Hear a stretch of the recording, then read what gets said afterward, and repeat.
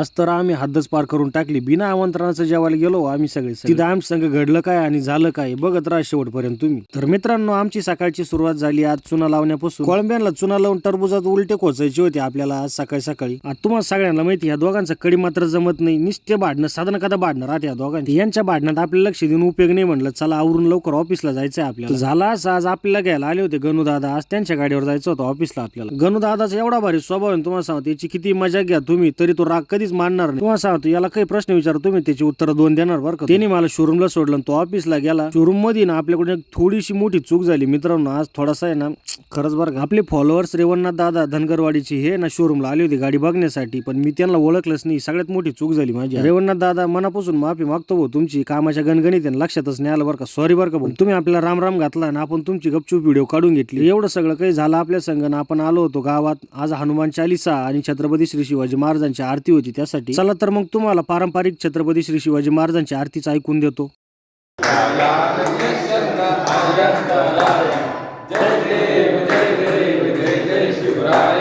मित्रांनो, आम्ही जागर गोंधळाच्या कार्यक्रमात बिना आमंत्रणाचं गेलो.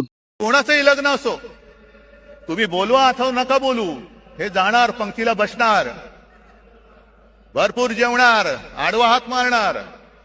मग श्रीखंड पुरी असेल, बासुंदी असेल,